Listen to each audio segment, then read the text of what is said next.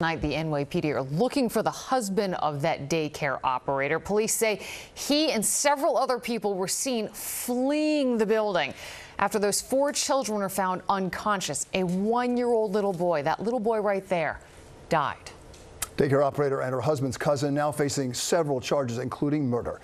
Experts say this tragedy highlights a growing problem: kids overdosing on fentanyl. How is that happening? Investigative reporter Dan Krauth takes a closer look at how more kids are getting sick. But we're going to begin with Eyewitness News reporter Josh Einiger. He's at the daycare center in the Kingsbridge section. And Josh, as you just heard in the news conference, they said that all of those kids tested positive for fentanyl. And those visits are there to assess, to verify identity.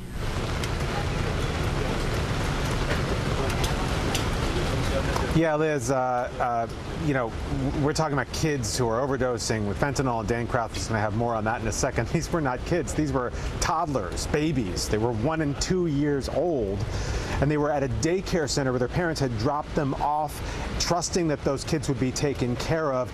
This is a sobering point that the police commissioner just made. This was a kilo of fentanyl found in an area where those children had just eaten and underneath a mat on which they'd been sleeping. That's how they were exposed to this poison.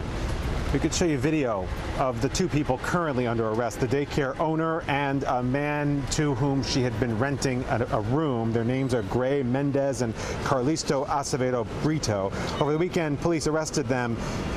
They say that this fentanyl had been stored and prepared in a room right there in this daycare, which is actually in a home, a licensed daycare, I should say. Around 1 p.m. Friday, these children had just eaten lunch when 4 of them suddenly fell ill.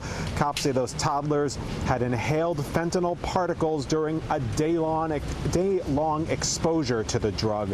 First responders, as the mayor just said, administered Narcan to all 4, likely saving the lives of 3 of them, but they could not save 1-year-old Nicholas Dominici, who died at the hospital. In the past 20 minutes, a visibly disturbed mayor, police commissioner, health commissioner tried to educate New Yorkers about the dangers of this poison. That little corn, about less than the size of a fingernail, a tenth of the size of a fingernail, can kill an adult. So imagine what it could do to a child.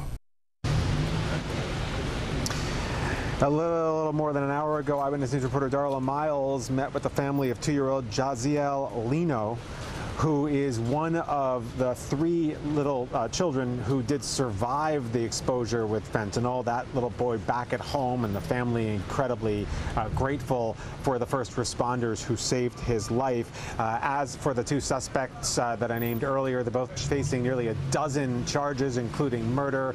And as you said, Liz, cops right now are searching for the husband of the daycare owner, along with others seen on video, grabbing paraphernalia and fleeing when those children fell ill and before first responders could arrive.